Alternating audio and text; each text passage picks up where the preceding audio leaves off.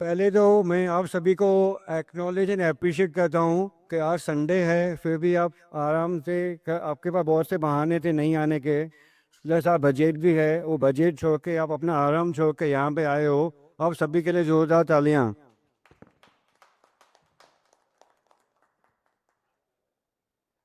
And today's meeting is specifically called to place before the members the preliminary feasibility report prepared by our appointed architects and advocate to enable members to understand redevelopment process before taking any further decisions. The management committee assures all members that the process will be conducted transparently, lawfully, and in collective interest of the society. Members are requested to patiently hear the presentation and note down any queries and raise their queries at the appropriate time. With this, I request your cooperation and proceed with the agenda circulated.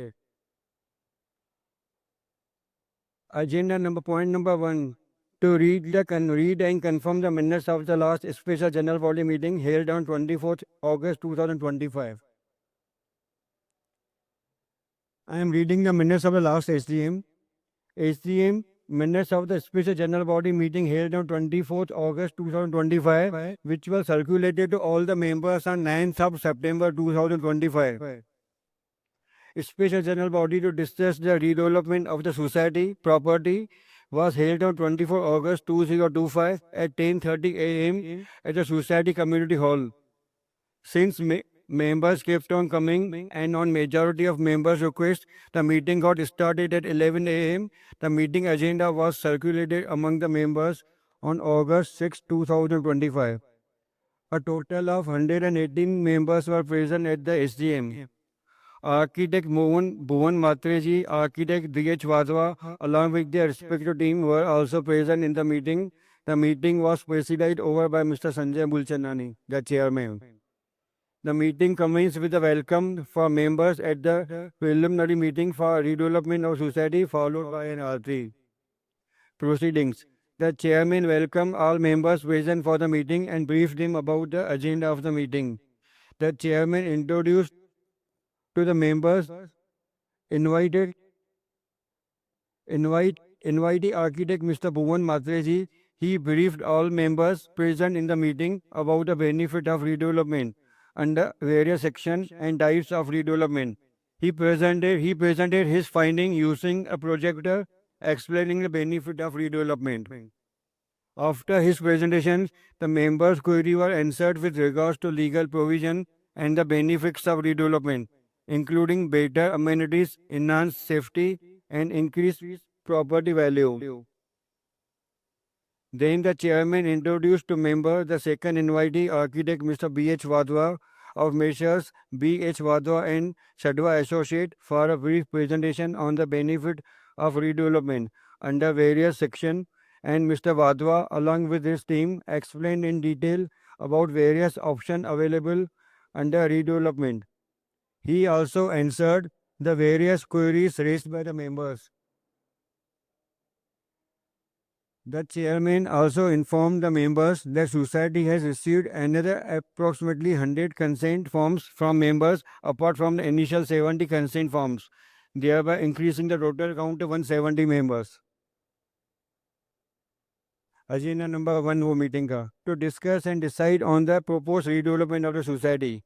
Since most members agreed to redevelopment and none raised any objection, the resolution for redevelopment of the society premises was passed with a majority. Agenda number 2. Initiation of feasibility report by selecting a PMC to set further clarity on the benefit of redevelopment. The chairman explained that we, management committee members, shall proceed with limited tendering that is called for 3 quotation feasibility report from competent firm and persons and study the option of 3 different architects for the same and understand in a better way to the available benefit under various section of redevelopment process. Thereafter, one more meeting of all members will be called to discuss the PMC for our society by examining their reports.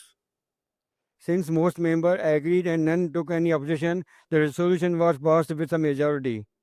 Agenda 3. To approve e-voting and video conferencing facility during future SDM related to redevelopment. The chairman explained that many members are staying out of society or out of India and they wanted to attend the online meeting and would like to do e-voting for the same. Since most of the members agreed on the same and no one took any objection, the resolution was passed with a majority. Agenda 4. To approve initial funding by each member for process work for redevelopment. The chairman explained that in order to call for a feasibility report and other legal work to be undertaken for redevelopment, there is a cost for each work to be undertaken. Mr. Dhyanish Asar, member residing at home number 72B, second floor, explained that there is a cost for feasibility report, legal compliance, and other work, and suggested that each member should initially contribute rupees 1,000.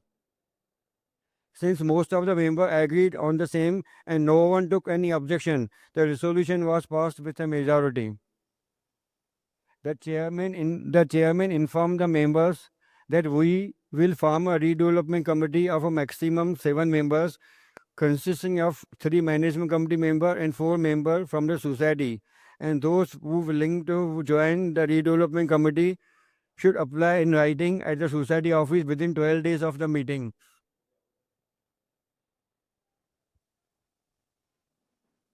चालू है. To agenda summary of the SDM resolution passed.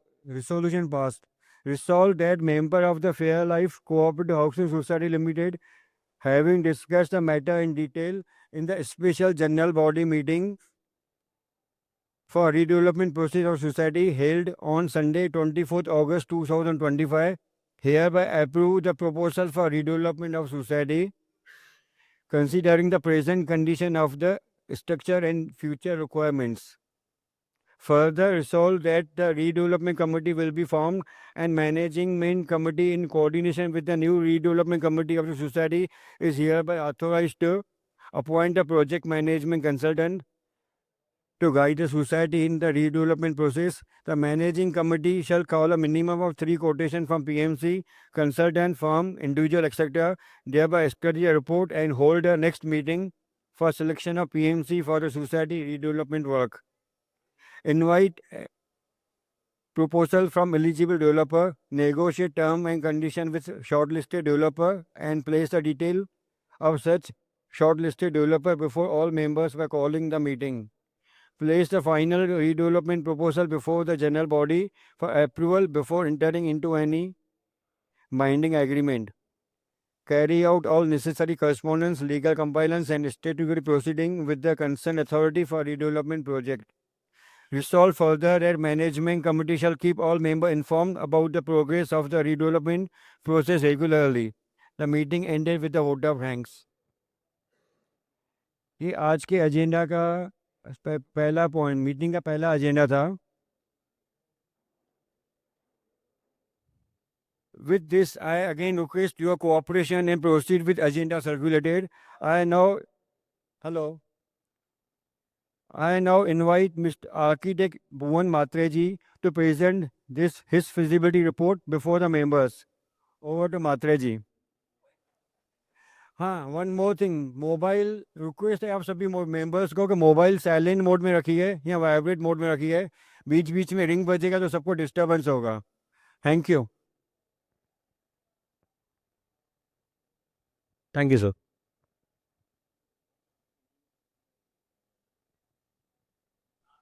Good morning, everyone. I hope I'm audible.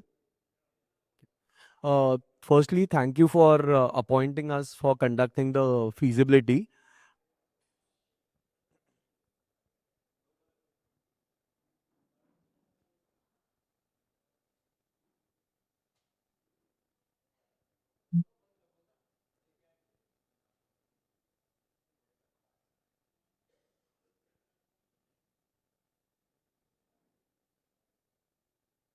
No, please. Okay. अभी हमारे इन everyone online click करे baby पापा और बता के thank you बा बेटी अभी ले आप ये चेयर का इधर Uh, so I would like to thank you all for appointing us for partnering with you and conducting this exercise of the feasibility assignment for the project.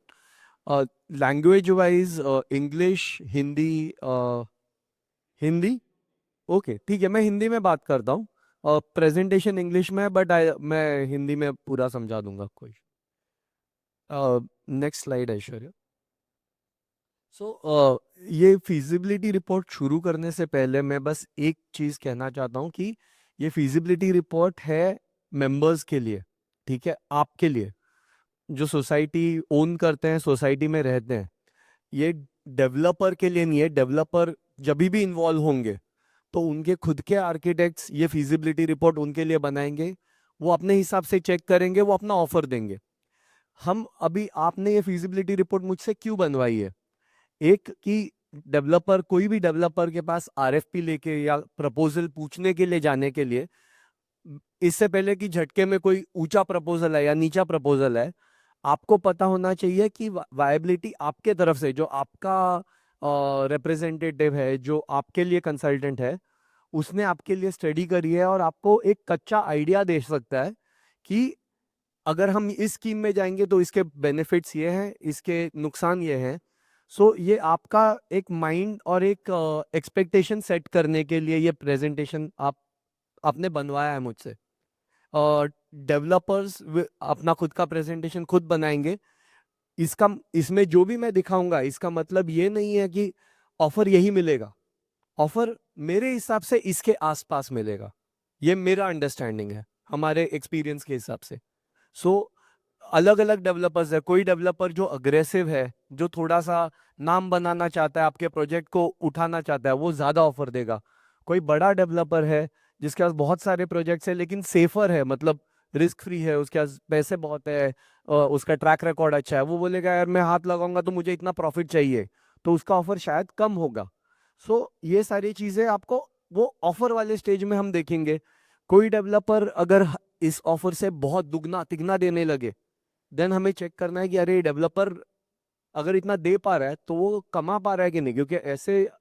Partner से जुड़ने जिसमें वो प्रॉमिस ज्यादा कर रहा है लेकिन प्रोजेक्ट करने जाएगा तो नुकसान होने वाला है तो आधे में रोक देगा तो हमें उससे भी बचना है कोई कोई डेवलपर हमें कुछ रूल्स रूल्स बता के हमें जितना ऑफर मिलना चाहिए उसका आधा देंगे तो हमें उसमें भी उनसे फाइनलाइजेशन के वक्त नेगोशिएट करके अपने एक्सपेक्टेशन तक उठा के लाना है तो फिजिबिलिटी का काम ये है ये कह के अभी मैं फिजिबिलिटी का प्रेजेंटेशन शुरू करता हूँ जो पहला पार्ट है उसमें हम बेसिकली आप फिजिबिलिटी बनाने के लिए हमें फैक्चुअल डेटा लगता है आपके प्लॉट्स के बारे में कि आपका आपकी ज़मीन क्या है आप कितने लोग हो आपके घर कैसे हैं सो उसके बेसिस पे हम बता सकते हैं कि कौन सी स्कीम हमें पॉसिबल है हमारी फिजिबिलिटी कैसे कैलकुलेट होगी तो उसे हम कहते हैं साइट स्टडी गूगल लोकेशन पे महात्मा गांधी रोड के को लग के आपका प्लॉट है महात्मा गांधी रोड के ईस्ट के तरफ नेक्स्ट हमने डीपी एम बीएमसी की एक ऑनलाइन वेबसाइट है उसमें आपके प्लॉट पे रिजर्वेशन होता है या नहीं ये पता चल के आता है तो आपके प्लॉट पे जहाँ तक हमें दिख रहा है कोई रिजर्वेशन नहीं है आपका प्लॉट रेजिडेंशियल प्लॉट है आर जोन में ठीक है और आपके प्लॉट पे एक रोड वाइडनिंग थोड़ी सी आगे दिख रही है महात्मा गांधी रोड की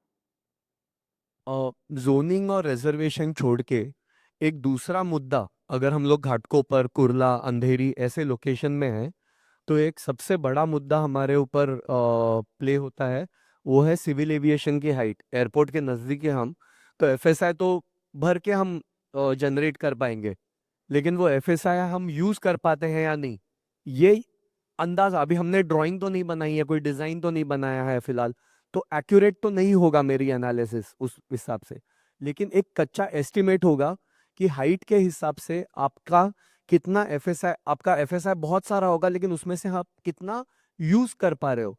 तो वो एनालाइज करने के लिए हम देखते हैं कि आपके बिल्डिंग के लिए हाइट अंदाजन क्या मिलेगी। तो उस स्टडी के लिए आपका जो ये फ्री मैप टूल है, वहां से हमारा जो ग्राउंड लेवल है वो सी लेवल से कितना ऊपर है वो पता चल के आता है। तो फ्री मैप टूल से 10 मीटर का अंदाजा लग गया है ग्राउंड लेवल का। नेक्स्ट, आपका टॉप लेवल मतलब सिविल एविएशन वाले, आपको अगर मुंबई में आप अप्लाई करते हो तो 57 मीटर्स की हाइट आपको एनओसी में पहले मुंबई से मिलेगी। ठीक है, तो इसका मतलब 47 मीटर्स की आपकी बिल्डिंग बनेगी अंदाजन। ठीक, अब ये तो बहुत कम है, आपका एफएसआई बहुत ज्यादा है आपके प्लॉट, हमारे एनालिसिस के हिसाब से जो हम आगे दिखाएंगे।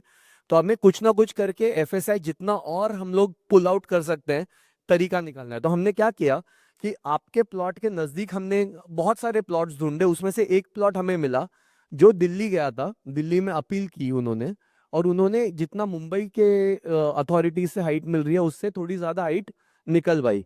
तो ये प्लॉट है, हम लोग यहाँ हैं सिंधुवाड़ी, और यहाँ थोड़ा सा लग के राजावाड़ी गार्डन के पास एक दूसरा प्लॉट हमें मिला जिसकी हमें सिविल एविएशन एनओसी मिली। Next. अगर आप ये देखेंगे, ये लाल में अपने आपका एयरपोर्ट है और एयरपोर्ट के रनवेज है, ये नीले में एयरपोर्ट के फनल्स है, मतलब एरोप्लेन ज्यादा करके वहां से उड़ेगी, तो वहां पे हाइट का इशू होता है। लकीली हमारा जो प्लॉट है वो इन दो फनेल्स के बीच में है, ना फनेल के अंदर नहीं आता है, बट दोनों फनेल के बीच में आता है, तो थोड़ा सा हाइट अच्छी मिलने की अपने को हमें पॉसिबिलिटी है। और ये वो रेफरेंस प्लॉट है जो एयरपोर्ट के नजदीक है, मतलब इसको जो हाइट मिली है कच्चा कच्चा हमें मिलनी चाहिए। ये जस्ट जूम्ड इन इमेज है सेम उसका। आगे, तो उस प्लॉट का जो हाइट है जो इन्होंने मुंबई में लिया, जैसे मैं बता रहा था, इनका आप और वो थोड़ा सा दूर है, तो आपका मुझे 10 अंदाजा आ रहा है, बट वो फ्री मैप टूल से एक्यूरेटली हम लोग जब सर्वेयर के पास जाएंगे शायद हमारा 9 आएगा, 7 आएगा, शायद 11 आएगा, बट उनका सर्वे एक्यूरेटली 7 आया था ग्राउंड लेवल का, और उनको टॉप लेवल मुंबई से 57 मिली जो हमें भी अंदाजन मिलनी चाहिए। तो 50 मीटर की बिल्डिंग वो बना सकते थे मुंबई के अप्रूवल के हिसाब से, जो उनको उनको काफी नहीं थी। तो उन्होंने जब दिल्ली में अपील किया तो उनको 67 मीटर्स की हाइट मिल गई, 10 मीटर और मिल गए, तो रफली 60 मीटर की बिल्डिंग वो बना सकते हैं। तो हम लोग यही अंदाजा लगा रहे हैं कि कच्चा कच्चा, बिकॉज वो प्लॉट ज्यादा दूर नहीं है, हमारी हाइट भी 7 मीटर होगी ग्राउंड की, और हमें भी 67 मीटर लगेगा, ये हमने अंदाजा लगाया है। अभी जब एक्चुअली आप अप्लाई करेंगे तो शायद आपको थोड़ा ज्यादा है, शायद थोड़ा कम है, वो तभी पता चलेगा, ये अंदाजा है। आगे, ओके, आपके प्लॉट पे डीपी में एक रोड दिखाया गया है, रोड कटिंग दिखाई गई है ऐसे, ये एक्चुअली आपका इंटरनल रोड है, तो ये गलत है, और डीपी ने भी वो रिकॉर्ड पे लिया है कि गलत है,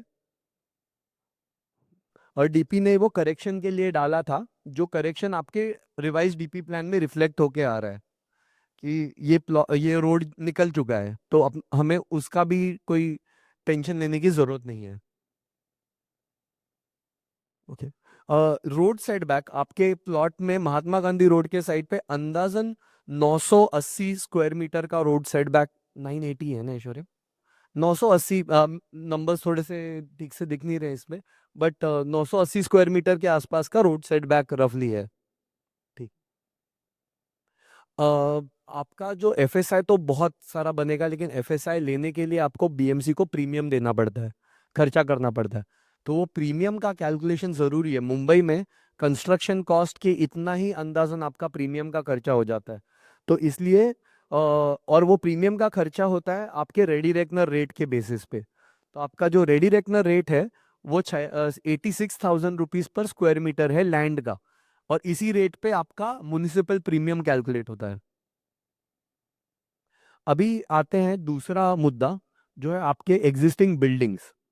हमने प्लॉट का स्टडी कर लिया, अभी अभी एग्जिस्टिंग बिल्डिंग्स का स्टडी करते हैं। सो गो हेड। तो आपके कुछ कुछ अप्रूव्ड प्लान्स हमें मिले, ठीक है। जो आपके कुछ प्लॉट्स के लिए, सारे प्लॉट्स के मिले नहीं हमें, सारे यूनिट्स के नहीं मिले, लेकिन कुछ कुछ प्लॉट्स के मिले, उनका हमने कच्चा स्टडी किया है। सबका स्टडी सिमिलर ही रिजल्ट दे रहा है। आगे जा। अम, थोड़ा इसमें कॉन्ट्रास्ट सही नहीं आ रहा है ना।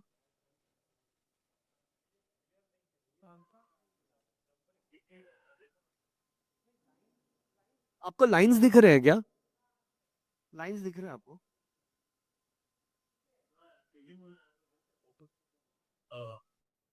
वेरी वो इसका हाँ, फोकस थोड़ा सा निकल रही है।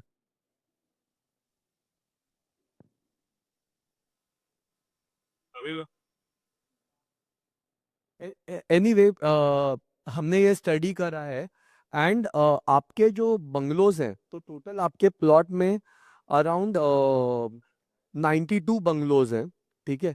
और 92 बंगलोज में आप ऐसे हर एक फ्लोर पे काट काट के आप तीन तीन, रफली तीन तीन यूनिट्स आप सब, सो ऐसे करके 276 एक टोटल बन जाता है, जिसमें से दो बंगलोज हैं जिसमें कंस्ट्रक्शन नहीं हुआ है। दो, एक एक बंगलो के सेट को शेयर्स मिले हैं, दूसरे बंगलो पे कंस्ट्रक्शन नहीं हुआ है। तो टोटल आपके मेंबर्स या यूनिट्स करेंटली 272 कच्चे कच्चे हैं, बट जो डिस्ट्रीब्यूशन है वो 276 के हिसाब से मान के चलते हैं।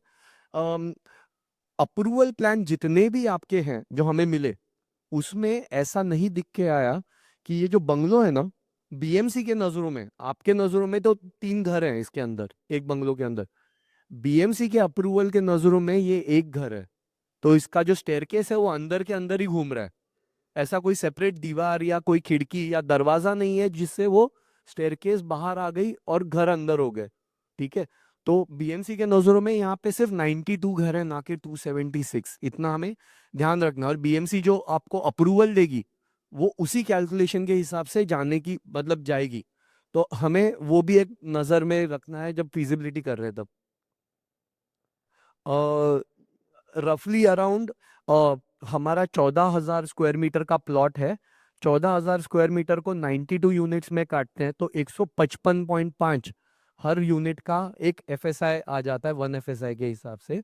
और उसमें अगर हम तीन में काटते हैं तो 51.83 आता है।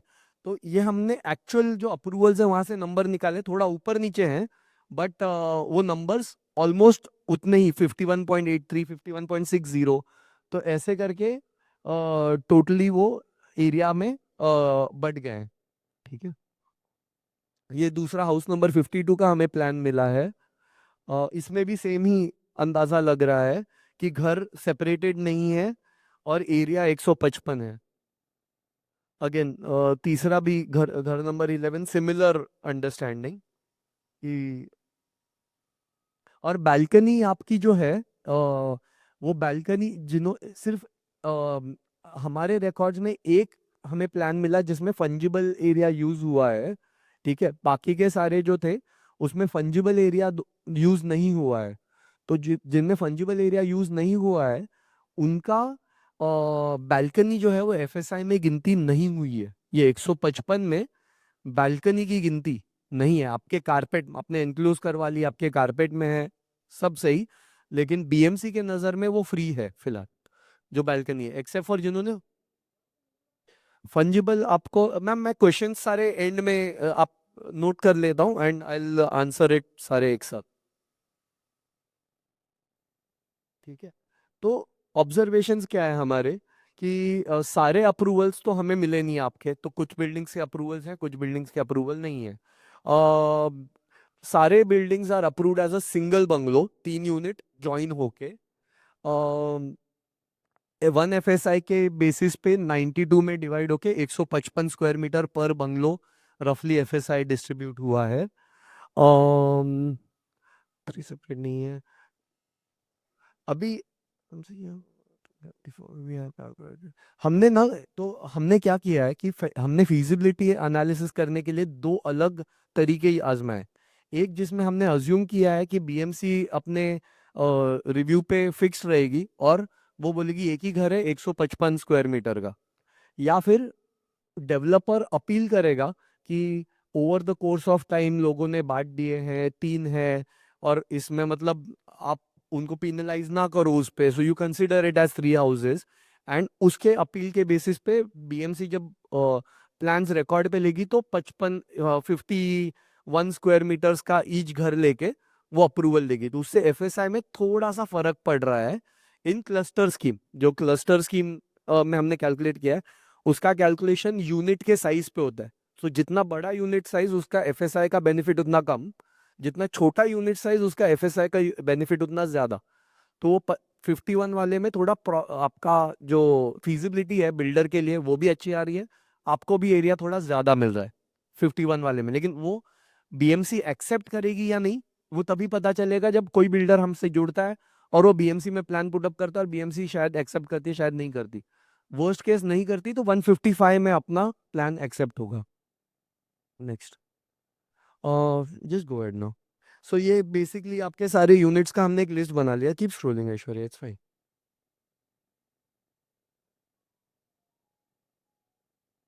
ठीक है, ये सेम आपका जो लास्ट लेटर्स भी है जो बीएमसी को डाले इसमें ये 155 स्क्वायर मीटर का डिस्ट्रीब्यूशन लिखा हुआ है। नेक्स्ट, आपके पास और 4 शॉप्स भी हैं जिनका टोटल एरिया 103 स्क्वायर मीटर के आसपास ऐड अप होता है। तो ये 4 शॉप्स भी हमें डेवलपमेंट में कंसिडर करने हैं। बेसिक प्रोजेक्ट डेटा जो मैंने ऑलरेडी प्लॉट के बारे में बात करा है वो यही है। मैं इसमें अभी ज़्यादा डिटेल में नहीं घुस रहा हूँ, एक्सेप्ट फॉर द फैक्ट, पीछे जा, सॉरी आ गया ऐश्वर्या। हाँ बस आपके जितने भी हमें अप्रूव्ड प्लान्स मिले उसमें पता चल रहा है कि 250 स्क्वायर मीटर का रोड जो है वो ऑलरेडी प्लॉट से कट गया है। और 2016 से पहले अगर रोड कट गया है तो उसका बेनिफिट आपको ऑलरेडी आप ले चुके हो तो आपको मिलेगा नहीं। तो 980 में या जो भी अभी नया सेटबैक है उसमें से 250 का सेटबैक पुराना सेटबैक है, और हमें ये वो भूल जाना है, तो हमने कैलकुलेशन में वो कंसिडर करा है। नेक्स्ट, अभी मैं आपको सारे वेरियस रेगुलेशंस के बारे में बताता हूँ। और एक है रेगुलेशन 30A। 30A मतलब कोई भी अगर मेरे पास वेकेंट प्लॉट है, कोई खाली प्लॉट है, तो उसमें कितना बड़ा रोड है उससे कनेक्टेड हूँ। तो अगर 27 मीटर का रोड है तो हमें 2.5 का एफएसआई मिलेगा, अगर 9 मीटर की रोड है तो 2 का एफएसआई मिलेगा, ऐसे करके रेगुलर स्कीम है। ये आपको एफएसआई, एक एफएसआई आपका है, बाकी का आपको बीएमसी से खरीदना है, ओपन मार्केट में खरीदना है, उसके ऊपर 35% और फंजिबल मिलेगा। तो ये रेगुलर स्कीम है। अगर आपके पेपर्स अप्रूवल्स माने नहीं जाते एकदम, तो हमने कोई ये कंसिडर नहीं करा है, बिकॉज हम लोग housing society scheme, cluster scheme और दूसरे स्कीम्स के हिसाब से अपना अपने अप्रूवल रिकॉर्ड्स और ये सब लेके we will be going for that. So housing society scheme क्या है कि जो 30A स्कीम है, जो रेगुलर स्कीम है, उसमें जो पुराने 30 साल पुराने हाउसिंग सोसाइटीज है उनका जो बिल्डिंग की क्वालिटी है थोड़ी सी डिटीरियरेट होती है, तो इसलिए मेंटेन करने के लिए, रिकंस्ट्रक्ट करने के लिए, इंसेंटिव देने के लिए गवर्नमेंट क्या करती है, आपको पर टेनेमेंट 10 स्क्वायर मीटर देती है, या फिर टोटल बिल्टअप एरिया पे 15 स्क्वायर मीटर देती है कि आप रीडेवलप कर लो। तो ये इंसेंटिव लेके 33(7)(b) की फीजिबिलिटी बनती है। हमने ये एक फीजिबिलिटी बनाई है आपके लिए। 33(9) क्लस्टर, तो अगर बड़े प्लॉट्स है तो, और उसके अंदर मल्टीपल बिल्डिंग्स हैं, सो 6000 स्क्वायर मीटर से बड़ा प्लॉट है सबोर्ब्स में जिसका कनेक्टिंग रोड 18 मीटर से बड़ा है, एंड उसमें मल्टीपल बिल्डिंग्स है, देन क्लस्टर स्कीम की आप जुड़ के छोटे छोटे बिल्डिंग्स में गवर्नमेंट को भी संभालना, उसका इंफ्रा वाटर सब प्रोवाइड करना, इलेक्ट्रिसिटी प्रोवाइड करना, ड्रेनेज प्रोवाइड करना एक हेडेक हो जाता है। सो गवर्नमेंट के लिए वो इंफ्रा एक ही कनेक्शन एक ही प्लॉट में लाके छोड़ दो और आप अंदर का देख लो। तो वो प्रोत्साहन देने के लिए वो कह रहे हैं कि आप जुड़ जाओ और आप एक ही क्लस्टर बनाओ। सो इसके लिए क्लस्टर स्कीम को काफ़ी बेनिफिट्स मिलते हैं, इंसेंटिव एरिया मिलता है, उसका प्रीमियम भी बहुत कम हो जाता है। सो उस हिसाब से हमने इस वाले स्कीम में भी आपके लिए फिजिबिलिटी बनाई है। इस स्कीम में बस एक हमें ध्यान रखना है कि जहाँ तक हमारा अंडरस्टैंडिंग है एक सिंगल सोसाइटी, आपकी बिल्डिंग्स तो मल्टीपल है लेकिन आप सिंगल सोसाइटी हो और सारे बिल्डिंग्स एक ही सोसाइटी के पास है, तो आपका qualification under cluster scheme whether possible है या नहीं है, ये हमने हमारे पीयर्स से चेक किया जो हमारे जैसे ही आर्किटेक्ट्स है। ओवरऑल उन्होंने कंफर्म किया कि क्लस्टर स्कीम आपको एप्लीकेबल होगी, बट ये वर्बल कंफर्मेशन है।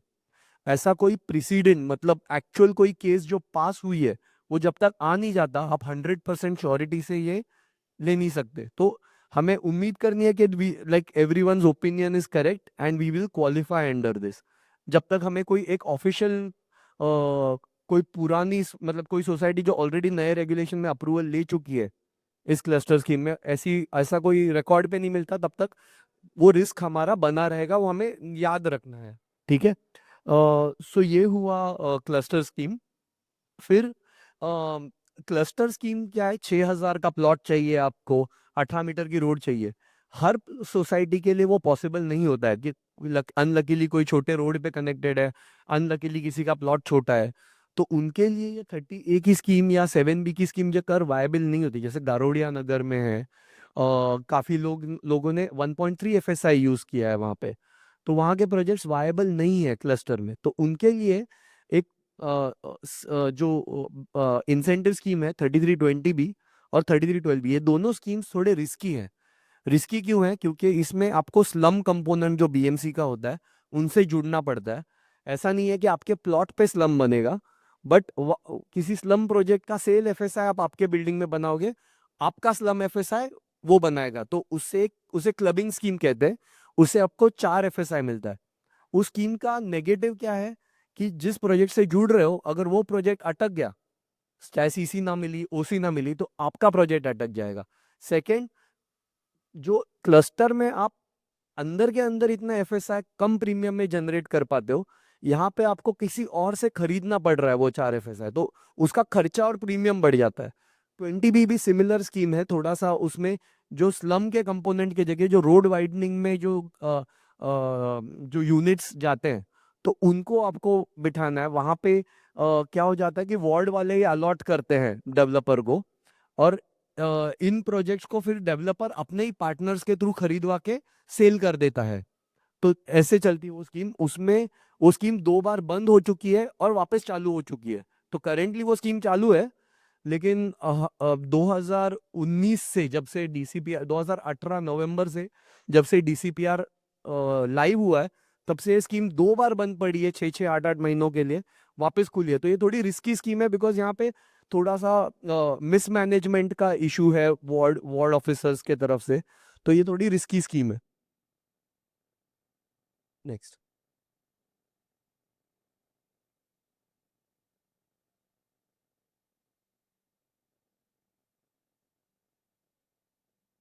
अच्छा, अभी फिजिबिलिटी बनाने के टाइम कुछ कुछ चीजें हैं जो हमने ड्राइंग तो नहीं बनाई, डिजाइन तो नहीं बनाया, तो हमें अजम्पशन लेने पड़ते हैं।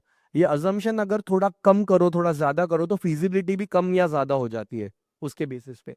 तो हमने वर्किंग कैसे करा है, इसके क्या अजम्पशंस है। एक है कि क्लस्टर का जो मैंने आपको बताया 55, 51 और 155 स्क्वायर मीटर, तो वो दो, उसमें एक फिजिबिलिटी आपकी चेंज होगी। हमने दोनों सिनेरियो कैलकुलेट करें आपके लिए। ठीक है, बाकी का ठीक है।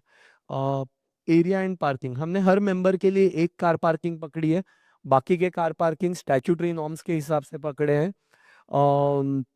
जो आपका एरिया है, एक्स्ट्रा एरिया जो है, वो जो भी मैं एरिया बता रहा हूँ वो मोफा, बिकॉज अभी आपका मोफा कारपेट एरिया और रेरा कारपेट एरिया में फर्क क्या है।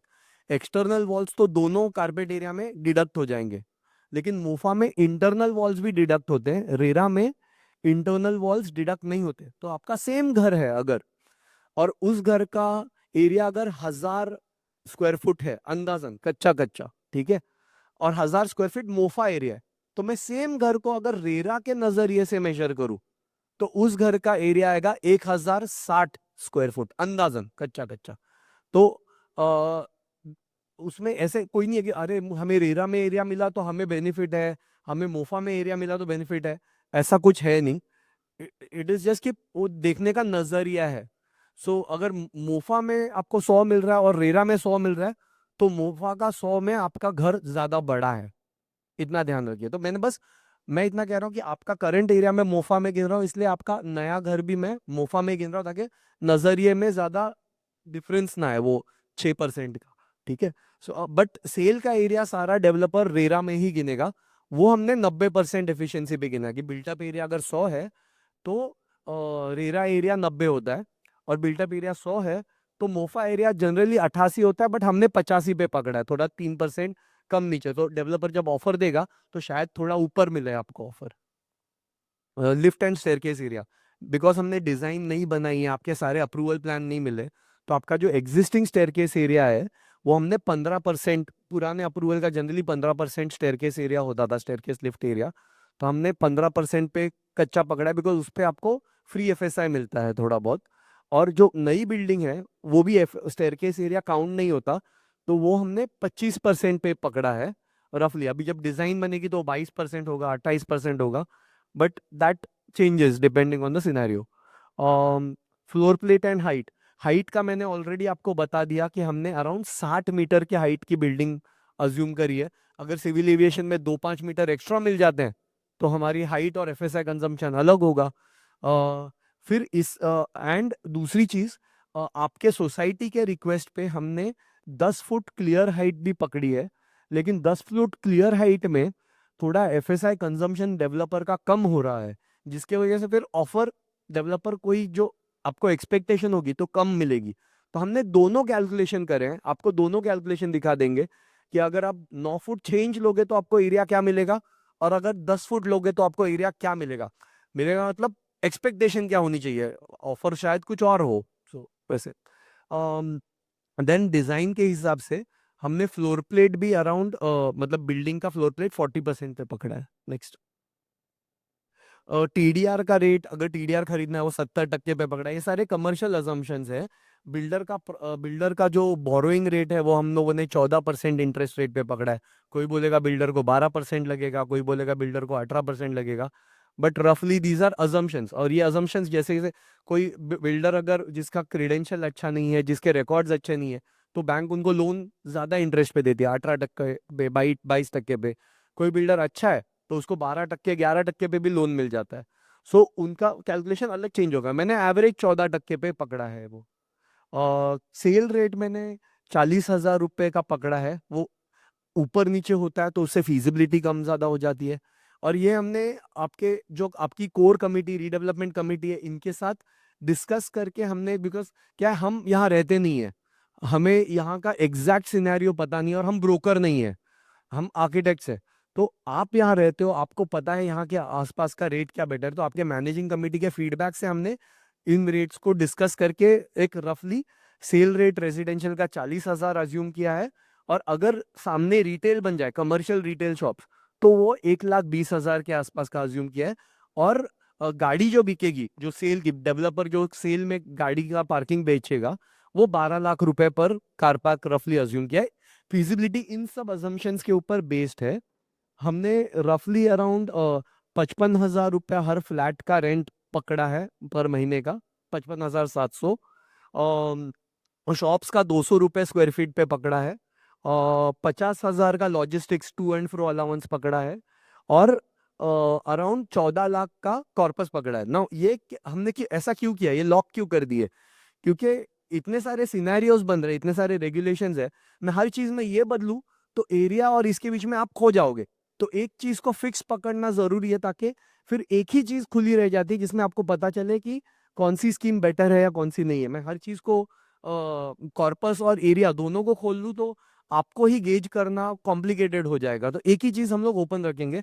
कल अगर आप एज अ सोसाइटी सोचते हो कि नहीं नहीं, हमें एरिया कम चाहिए, हमें कॉर्पस ज्यादा चाहिए, तो वो एक छोटा सा कैलकुलेशन चेंज है जो मैं बाद में कर सकता हूँ, जो भी हम फाइनल सिनेरियो सिलेक्ट करते हैं। और डेवलपर के साथ नेगोशिएशन में हम एरिया कम के कॉर्पस ज्यादा मांग सकते हैं। अगर लग रहा है कि, या लग रहा है कॉर्पस ज्यादा लिया है, तो कॉर्पस कम करके एरिया भी बढ़ा सकते हैं अगर चाहिए तो। ठीक है। सो नेक्स्ट, ये है फिजिबिलिटी रिपोर्ट। इसमें हमने अभी क्या है, 2 सिनेरियोज करे हैं, जिसमें एक है कि आपके प्लॉट पे कमर्शियल हमने अलाउ ही नहीं करा। सो विदाउट कमर्शियल, तो जो आपके 4 शॉप्स हैं वो 4 शॉप्स हैं, लेकिन नया कोई कमर्शियल हमने दिया नहीं है।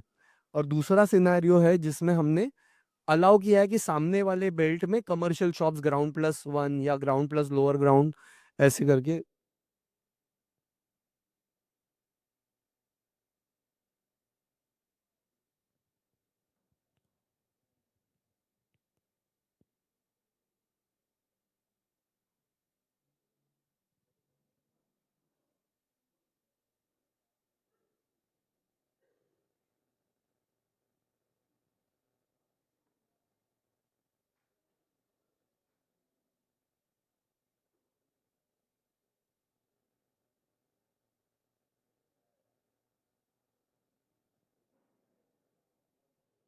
I have a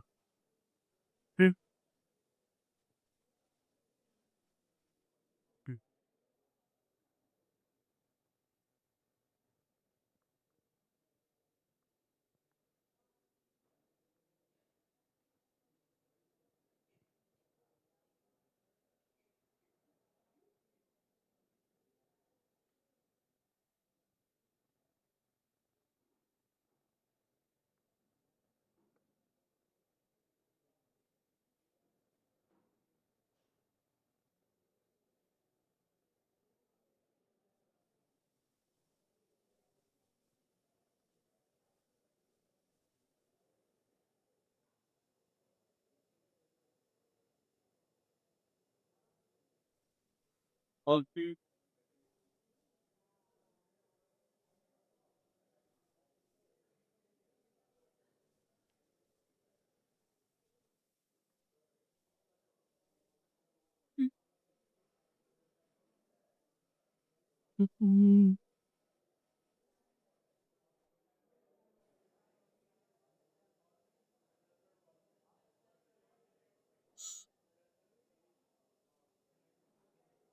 ये मिर्च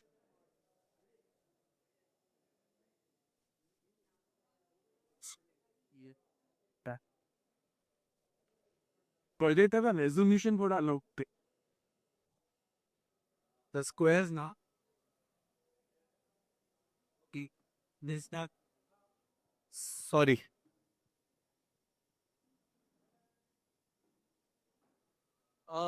सारे नंबर्स देखने की जरूरत नहीं है। ये जो ब्राउन में मैंने मार्क किया है ना, ये सिनेरियो सब मतलब यही जो नंबर है दैट इज आपका जो एरिया रिफ्लेक्ट करता है, बाकी एवरीथिंग इज लॉक्ड। ठीक है। तो अभी विदाउट कमर्शियल लेफ्ट राइट में था, यहाँ कमर्शियल सिनेरियो है। ये कुल सारे इसको बात करिए वैसे दीप्ति होता ना वाले आई वो आई रही अब इतने को रवि पीठ पर यह तिमंता हो गया था तो काम में भी तो आगे अपन की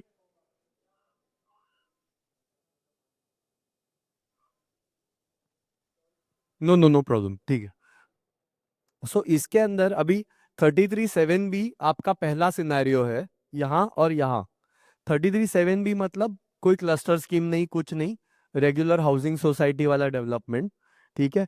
33/9 क्लस्टर स्कीम जो है, ये हमने एक आंख बंद कर ली और सोचा कि हाइट रिस्ट्रिक्शन है ही नहीं हमारा, तो टोटल एफएसआई कितना बनेगा, ये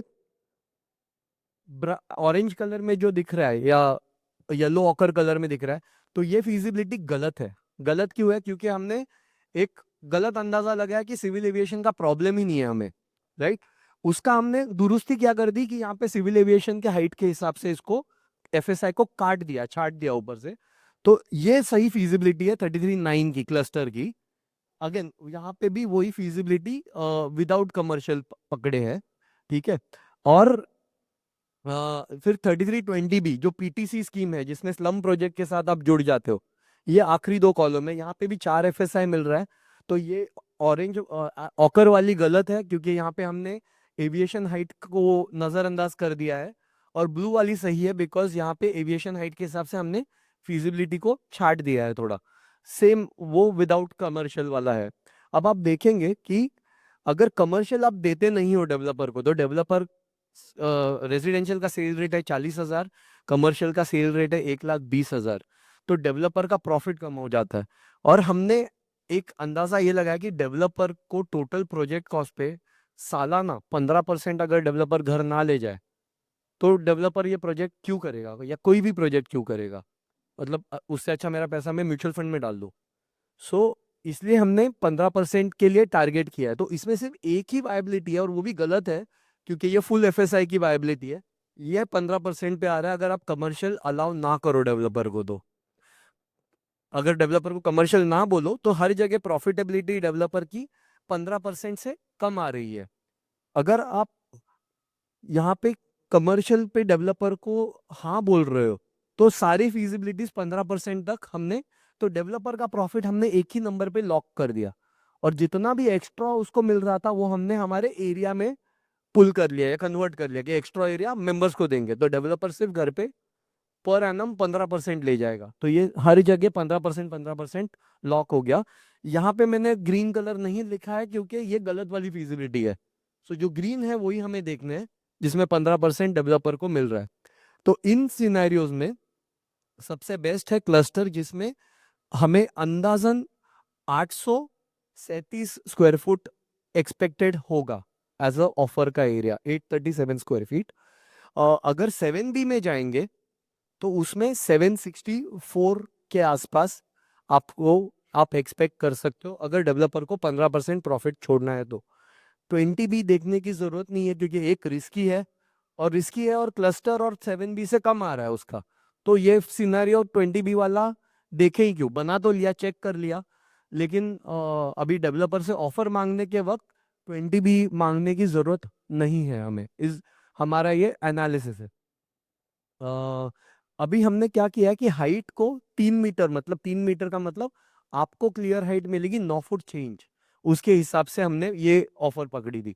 अगर इसी को मैं 3.15 मीटर कर दूं ताकि आपको 10 फुट हाइट क्लियर मिल जाए, तो ऐश्वर्या, तो उससे बिल्डर का सेल एरिया कम हो रहा है। बिल्डर का सेल एरिया कम होने के चक्कर में उसकी ऑफर आपको कम हो रही है। बिल्डर को सेम 15% ही घर ले जाएगा वैसे भी। तो आपकी ऑफर 837 के जगह 788 रफली हो रही है। एंड एक चीज यहाँ पे ध्यान रखिए कि 33/7B में 15% मिल रहा है बिल्डर को, लेकिन अगर सिर्फ करोड़ों में देखेंगे, सिर्फ नंबर्स में देखेंगे, तो एफएसआई कम होने के चक्कर में, लाइक 33/7B में 2.5 का एफएसआई है, 33/9 में 4 का एफएसआई है। सो 2.5 के एफएसआई में टोटल एरिया कम है। टोटल एरिया कम है तो टोटल प्रोजेक्ट में डालने वाला पैसा, कंस्ट्रक्शन कॉस्ट भी कम है। तो 15% तो फिक्स हो गया, लेकिन जो टोटल प्रॉफिट कमा के जा रहा है डेवलपर वो सिर्फ 355 करोड़ है अगर 7B करता है तो। और अगर 33/9 करता है तो अंदाजन 600 करोड़ घर ले जा रहा है डेवलपर। तो इसलिए कोई भी डेवलपर 15% सेम भी रखोगे, वो आपको कन्विंस करना चाहेंगे कोई भी डेवलपर कि आप क्लस्टर में ही करो, ताकि एक ही प्रोजेक्ट में वो 355 करोड़ के जगह 600 करोड़ कमा के ले जाए। तो मोस्ट डेवलपर्स आपको फीडबैक देंगे कि 33/9 ही करो, राइट।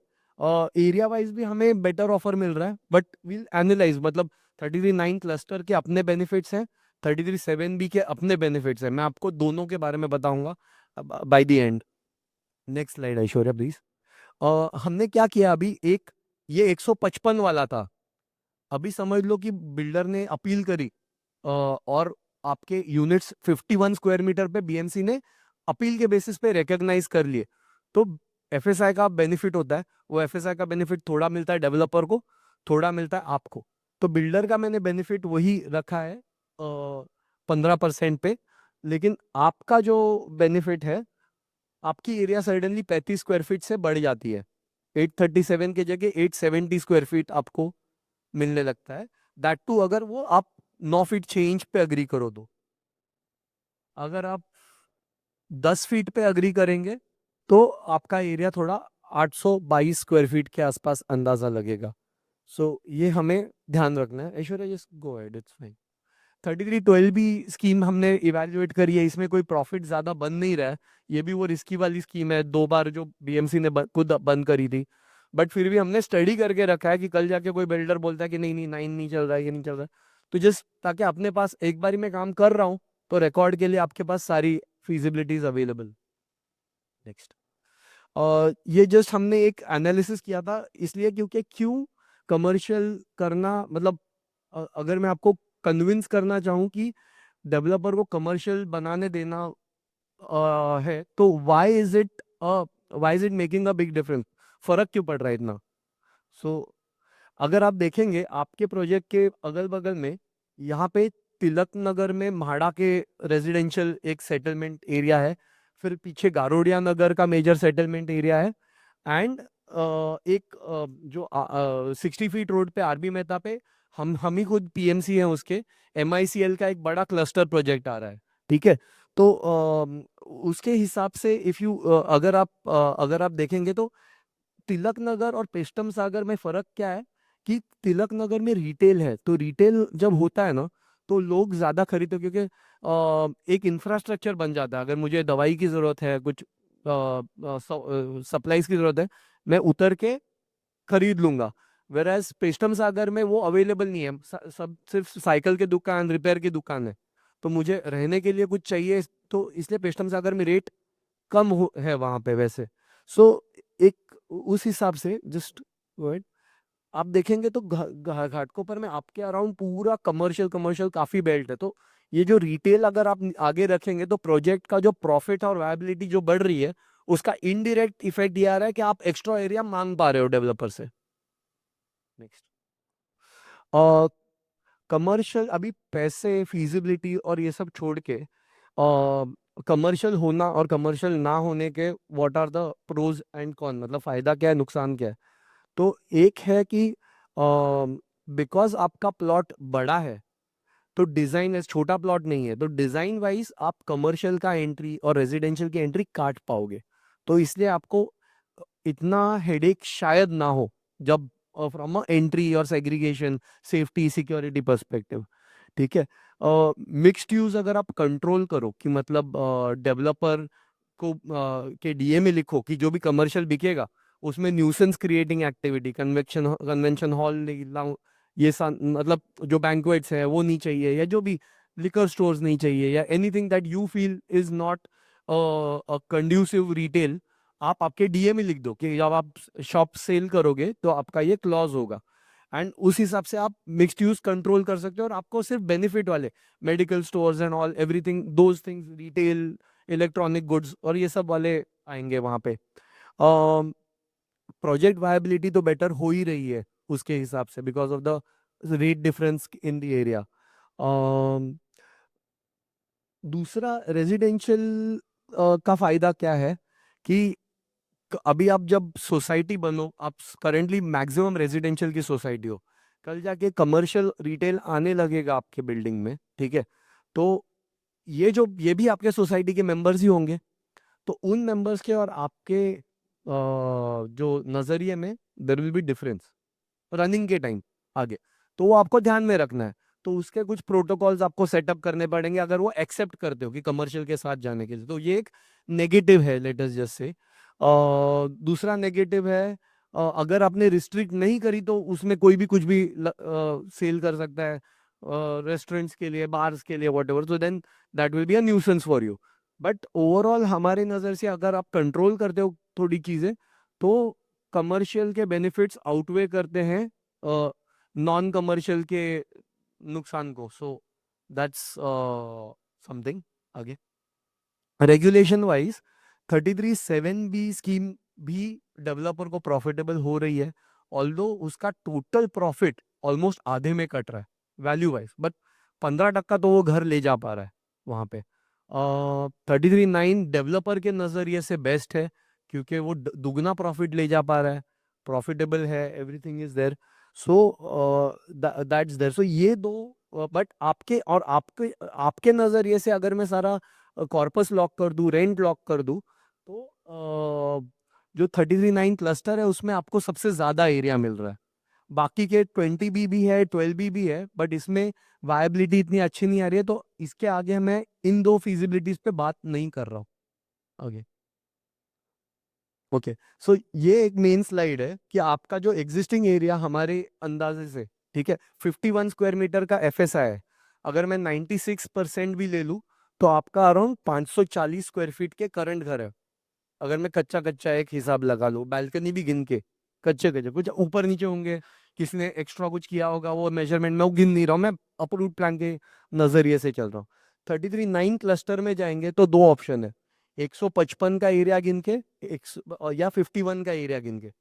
अगर 155 का एरिया गिने तो 9 फुट 4 इंच अगर आप हाइट रखोगे तो आपको 837 स्क्वायर फीट का एरिया एक्सपेक्टेड होना चाहिए।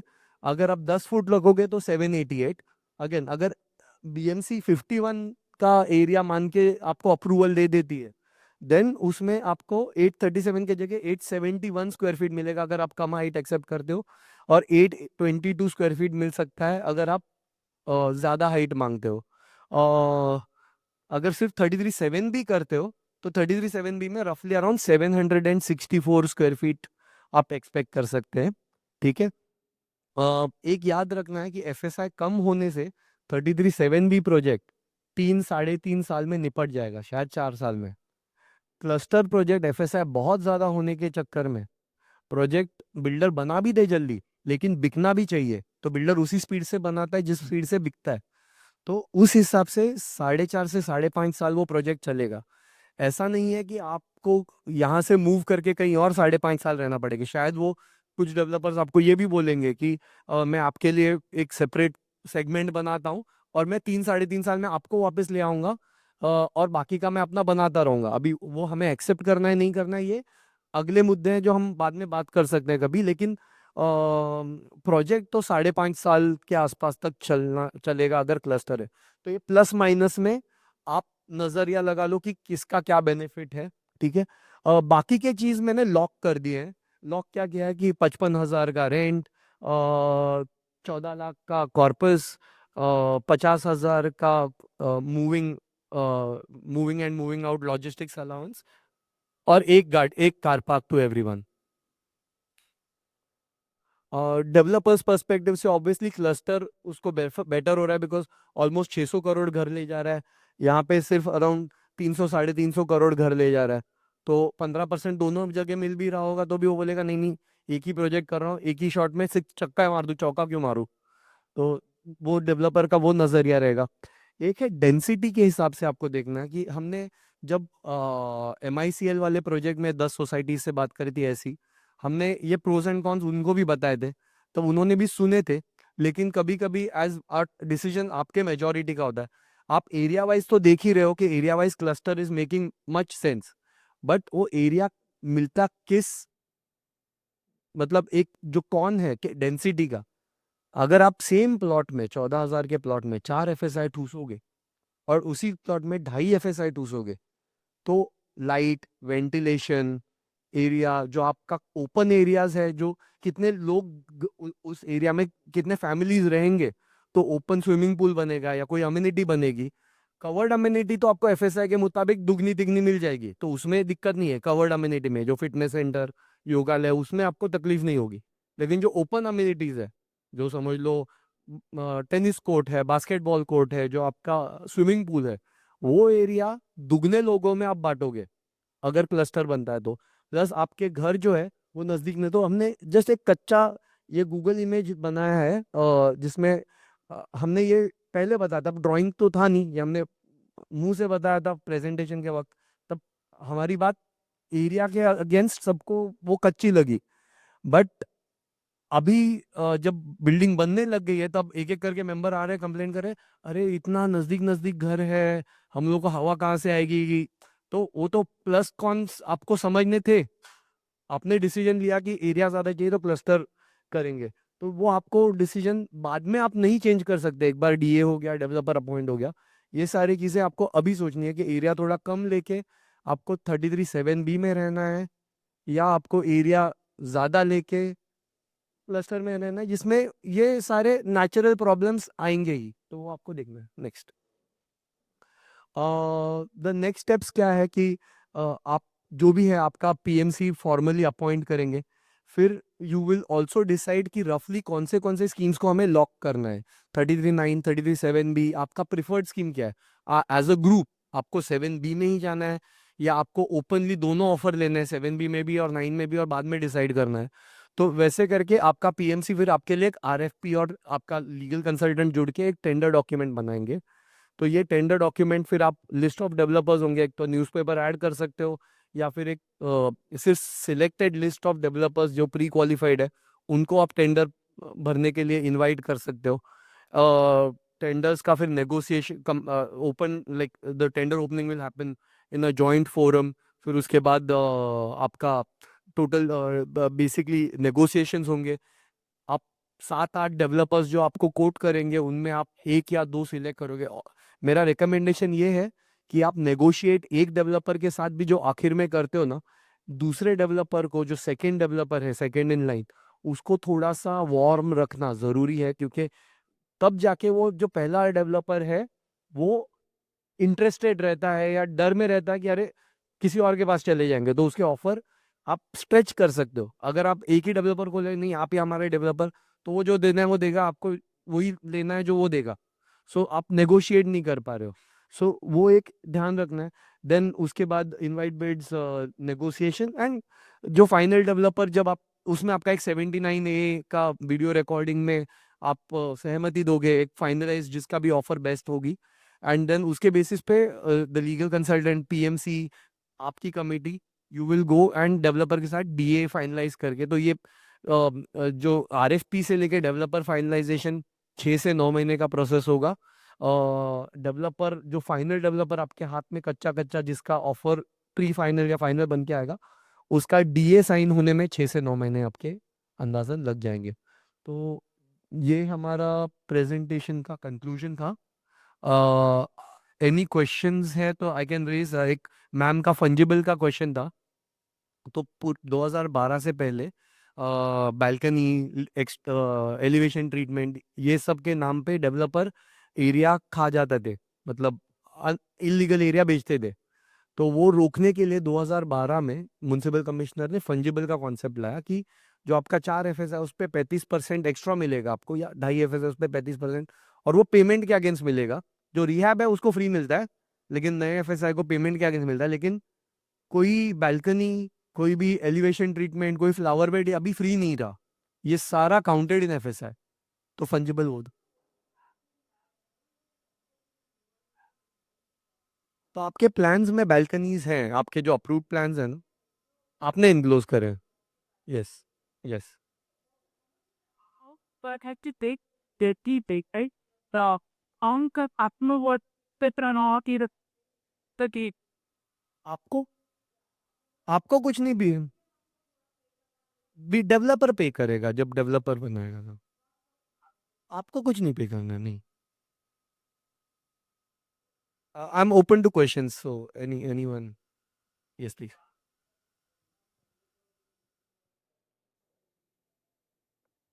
नहीं, so he will not look, so you are right. अगर आप खुला छोड़ दोगे ना, तो इसको हम लोग बोलते हैं managed RFP. Managed RFP in the sense you have to control the RFP.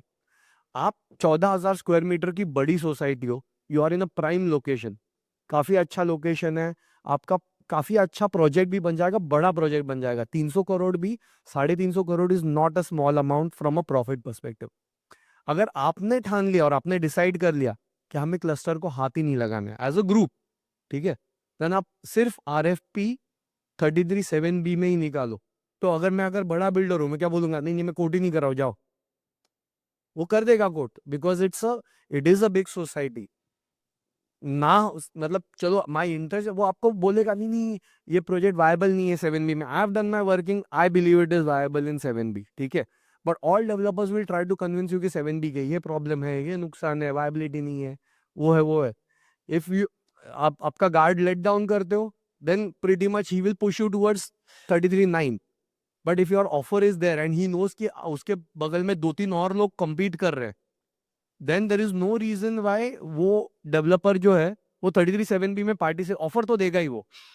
और ऑफर देगा तब, now it is for you to stretch him to the best limit, whichever are the top developers. What could be his motivation? 600, अगर आपको 3.5 साल में 300 करोड़ मिल रहे हैं वर्सेस 4 साल, 4.5 साल में 600 करोड़ मिल रहे हैं, motivation is 33(9). Is motivation to do this project is, it's a prime project. छोड़ना भी तो गलत है ना उसके लिए। 300 करोड़ भी मैं कह रहा हूँ छोटी अमाउंट नहीं है, 650 करोड़ नहीं मिले, लेकिन अगर आप बने रहे कि मेरा RFP 33/7B पे 33/9 में आप मुझे ऑफर दोगे ना, मैं आपका ऑफर साइड पे रख दूंगा। ये अगर आपने रिजोल्यूशन बना लिया और आपका RFP 33/9 को काट रहा है, 20B को काट रहा है, तो उसके पास ऑप्शन नहीं है 33/7B छोड़ के, तो वो देन डेवलपर ऑफर ही ना दे। So that's it's not motivation but it is a restriction. मैं तो my always logical preference is less FSI। मैं चेंबूर गाउटन में रहता हूँ, तो वी हैव आवर ओन। मुझे बैंगलोर में जॉब मिल रही थी, सिंगापुर में जॉब मिल रही थी, मेरा घर इतना मस्त ग्रीनरी और उसके अराउंड है, मुझे FSI से कोई प्यार नहीं है। सो मुझे तो बस उतने जितने कम FSI में सोसाइटी में के दूसरे प्रॉब्लम्स भी हैं, तो मैं विदाउट सोसाइटी के रहता हूँ मेरे बंगलोज में। सो देर आर अदर बेनिफिट्स। मेरे कितने सारे दोस्त कहते हैं अरे डेवलप क्यों नहीं करता, ज्यादा पैसा मिलेगा। आई जस्ट सेइंग, जो पर्सनल बोल रहा हूँ, अपने पर्सनल था। 7B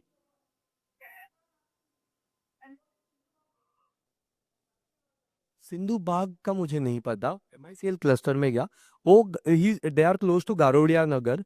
तो उनका इशू क्या है कि वो लोग ऑलरेडी 1.3 FSI कंज्यूम्ड है, आप 1 FSI कंज्यूम्ड है।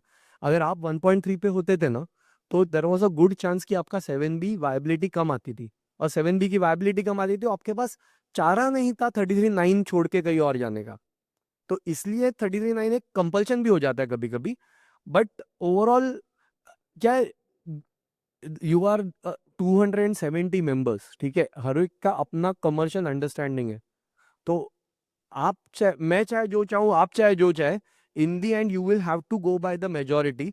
If majority is going for 870 square feet, तो 100 स्क्वायर फीट 40,000 के रेट पे छोटा अमाउंट नहीं है।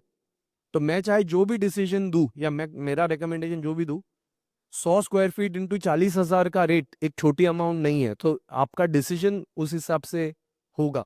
बट देन अगेन याद, मैं एज अ PMC मैंने आपको बताया था और मैंने दिखाया भी था कि लाइट एंड वेंटिलेशन, आप आपके ही कमेटी में से आएंगे कोई कि अरे ये जो 2-4 मेंबर बोल रहे हैं लाइट वेंटिलेशन बैठ नहीं रहा, तो बैठना तो था ही नहीं, बिकॉज 2.5 के जगह 4 FSI आपने सेम प्लॉट में टूस दिया। हाँ, एग्जैक्टली एग्जैक्टली, ये डिसीजन आप सबको लेना है, और आप मेंबर्स हो, आपका जॉइंट डिसीजन है। मेरा काम है आपको एजुकेट करना, डिसीजन हमेशा आप ही का है। ये जो 40,000 आपने अज्यूम किया है, ये 40,000 is for 33/9 because depending upon whether it is more free, more open space, the rate में बी डिफरेंट, राइट? आपका नजरिया एकदम करेक्ट है, यू आर एब्सोल्युटली राइट कि डेंसिटी, अगर मैं बाहर से खरीद रहा हूँ और एक अगर डेंस प्रोजेक्ट है वर्सेस लो डेंसिटी प्रोजेक्ट है, यस 10% 5%, तो 40,000 की जगह 38 और 42 का फर्क आएगा।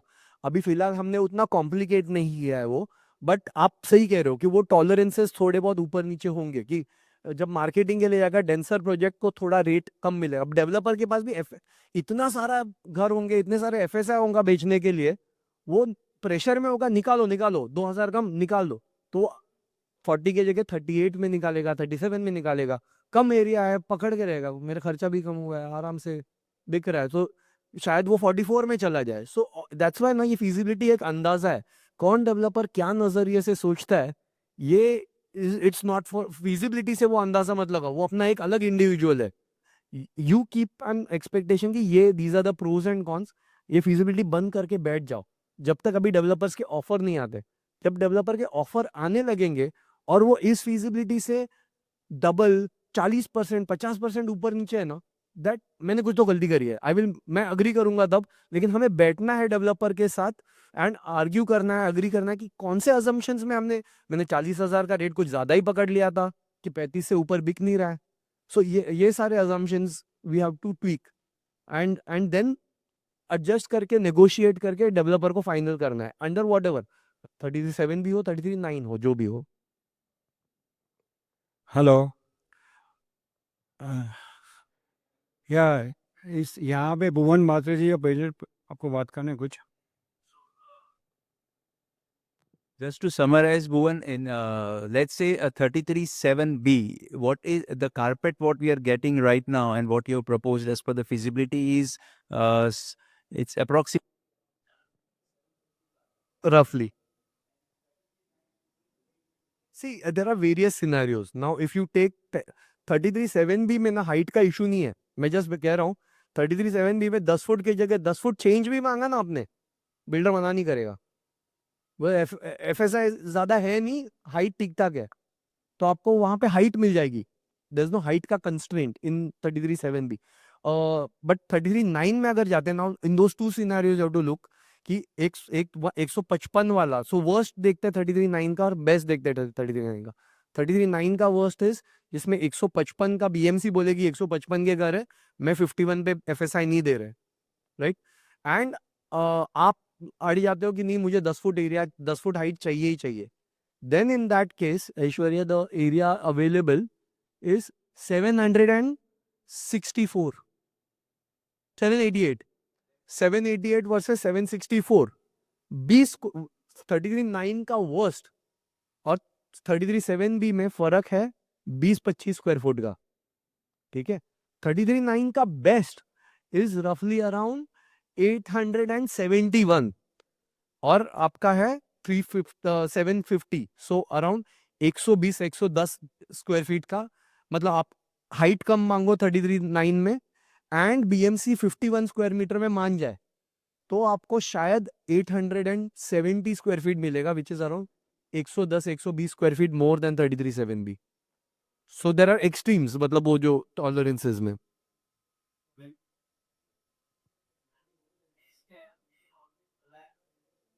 हाँ, यस, सी इफ यू मेरा बस ये है कि आपका पहला RFP अगर 7 और 9 में आपने ओपन कर दिया ना, सारे डेवलपर्स 7 को अंडर कोट करेंगे, 9 को ओवर कोट करेंगे, ताकि पहले ही आपका वो बैटल आप क्लोज कर दो।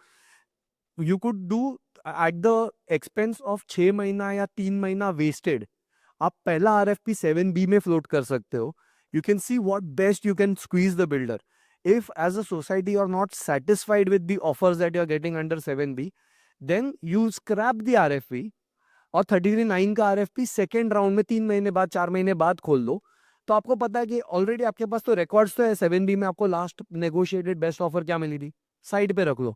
और 33(9) का अब खोलोगे तो you can now max out 33(9) जो शायद 870 तक चली है, 900 तक चली है, 950 का भी ऑफर मिलेगा, क्या पता, ठीक है। Don't take my word for it, but I am just saying कि माई फिजिबिलिटी इज सेइंग 870। कोई developer wants to, he is happy with, उसका 11% पे इंटरेस्ट है, उसको 15% रिटर्न नहीं चाहिए, वो 14% रिटर्न पे काम कर रहा है, उसको वो सोच रहा है कि 40,000 की जगह 43 में बेचेगा वो, सो उसके नंबर्स चेंज हो जाएंगे। If it's a renowned developer, I will trust his judgement and then accordingly if you get an offer of 900 and यहाँ पे आपका 750 770 था, you already have a decision. But if you open up the RFP together ना, जानबूझ के, if I am a developer, मैं 740 भी जम रहा है ना मुझे, तो मैं आपको 650 कोट करूंगा जानबूझ के, और यहाँ पे मुझे अराउंड 780 मिल रहा है, या सॉरी 870 मिल रहा है, तो मैं शायद 860 850 कोट करूंगा कि 20 स्क्वायर फीट नेगोशिएशन में दे दूं। This is how a developer will think if both RFPs are open together. At people plus this to three people. I might eat the stairs for to be on.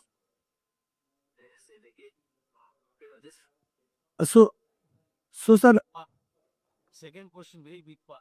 I didn't understand. You can explain. 150 by 51. 155 divided by 3 is 51. So why we DNC optic at the end of the day mathematics? So much divide. But the extent that part. Sorry. so timeline wise, आज से let us just say today is the day that you tell your PMC कि RFP बनाना शुरू कर दो।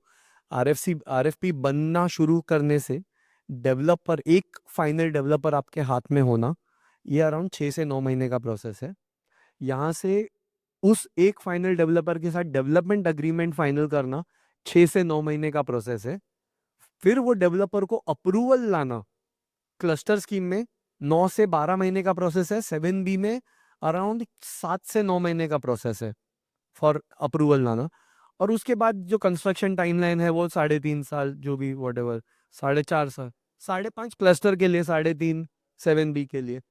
And दूसरा 151 में क्या है ना, बीएमसी बोलती है कि आपके ऑथेंटिक रिकॉर्ड क्या है। ऑथेंटिक रिकॉर्ड 155 का है, 51 का कोई रिकॉर्ड नहीं है। अब बीएमसी आपको 51 का कोई डिस्क्रिप्शन दे दे, देन 400 और अलग किसी प्रॉब्लम के लिए कोई और सोसाइटी किसी और चीज के लिए खड़ी हो जाएगी। कि एक तरीके से है कि जो ऑफिशियल रिकॉर्ड है उसको मैं तोड़ के कुछ और अज्यूम कर रहा हूँ। आपने लाइक फॉर एग्जाम्पल आपने लेट अस जस्ट से आपका 92 कार पार्किंग ऑफिशियल रिकॉर्ड्स पे 92 घर है, तो 92 कार पार्किंग आपके दिखे, आप 270 पार्क करते होंगे यहाँ वहाँ लगा के, दैट्स अ डिफरेंट स्टोरी। और on your official records there are only 92 odd car parking. हर घर का एक कार पार्किंग होना चाहिए। तो कल जाके अगर बीएमसी ने आपके अगेंस्ट स्ट्रिक्ट एक्शन नहीं लिया तो मेरे लिए एक एग्जाम्पल बन गया, अरे सिंधुवाड़ी पे तो स्ट्रिक्ट एक्शन नहीं लिया, मेरे को क्यों ऐसे कर रहे हो। तो मैं जब घर अमेलगमेट करता हूँ या सब डिवाइड करता हूँ तो कार पार्किंग की रिक्वायरमेंट सबसे बड़ी, आपका कहीं और इन्वेस्टमेंट होगा और आपका जोड़ी फ्लैट होगा, आप जोड़ने जाओगे आप देखोगे कि कार पार्किंग की रिक्वायरमेंट पे आपका बीएमसी अप्रूवल एक्सेप्ट ही नहीं कर रही है। तो ये सारी चीजें फिर एक तरह से मतलब एक जन को अपने खून के लिए माफ कर दिया, अभी सबको खून के लिए माफ कर दो। तो exactly, so that's why they go by the rule book.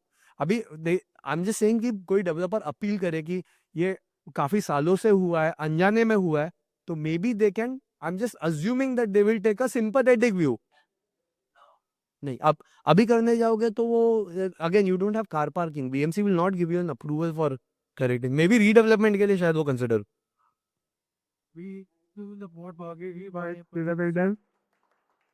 So, by president, are you